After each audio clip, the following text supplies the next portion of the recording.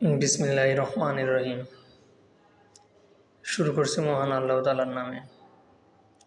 আশা করি আপনারা সবাই ভালো আছেন। একটি দৃশ্যমান ভিডিও নিয়ে আপনাদের সামনে উপস্থিত হলাম আজকে। তো দেখুন, রাজধানীতে ফুটওভার ব্রিজের সংখ্যা কম নেই, অনেক ফুটওভার ব্রিজ। এত ফুটওভার ব্রিজ থাকা সত্ত্বেও এরকম একটা ব্যস্ততম রাস্তায় আমরা জীবনের ঝুঁকি নিয়ে কীভাবে রাস্তা পার হচ্ছি।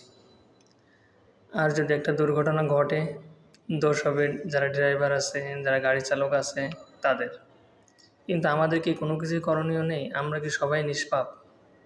দেখুন, এত বড় একটা রানিং রাস্তা, তার ভিতর দিয়ে প্রতিটা গাড়ি কতটা স্পিডে আসতেছে। আমাদের দুই পাশে দুইটা ফুটওভার ব্রিজ থাকা সত্ত্বেও আমরা কিভাবে রাস্তা পার হচ্ছি। তাই আসুন আমরা নিজে সচেতন হই, অন্যকে সচেতন করি। এরকম রাস্তা পার হওয়া থেকে সবাইকে বিরত রাখি। অবশ্যই একটা দুর্ঘটনা সারা জীবনের কান্না। যে পরিবারে একটা দুর্ঘটনা নেমে আসে, সে পরিবার যে কতটা অন্ধকার হয়ে যায় তা আসলে তারা ছাড়া আর কেউ জানে না। জেনে শুনে কেন আমরা দুর্ঘটনার শিকার হব? বাংলাদেশের সড়কে প্রতি বছরে কম করে ৬০ থেকে ৭০ হাজার মানুষ দুর্ঘটনার শিকার হয়। এতে করে বাংলাদেশের যে বড় একটা ক্ষতির সামনে দাঁড়ায় তা আসলে বলে বোঝানোর মতো না। আসলে আমার এই ছোট্ট ভিডিও থেকে যদি আপনারা কিছু শিখতে পারেন বা বুঝতে পারেন, কিংবা আপনাদের কোনো উপকারে আসে, আমি নিজেকে ধন্য মনে করব। আশা করি সবাই ভালো থাকবেন, সুস্থ থাকবেন। আর দেখেন,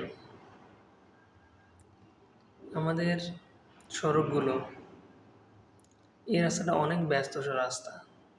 এই যে একটা মুরব্বি, আসলে না বলে পারলাম, দেখেন দেখেন কীভাবে রাস্তা পার হচ্ছে। ওরে বাবা, কী দৌড়!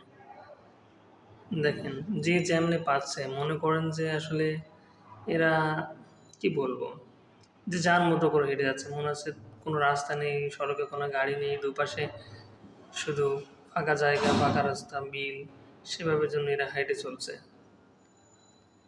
কিন্তু আসলে এগুলো মোটেও ঠিক না। দেখেন কীভাবে দৌড়ে দিচ্ছে। আমরা কেন এভাবে রাস্তা পার হবো? কেন এরকমভাবে দুর্ঘটনার শিকার হবো? এই রাস্তায় প্রতিনিয়ত দুর্ঘটনা ঘটতেছে। তাই সবাইকে সচেতন হওয়ার আহ্বান জানাই। ভালো থাকবেন সবাই। আল্লাহ হাফেজ।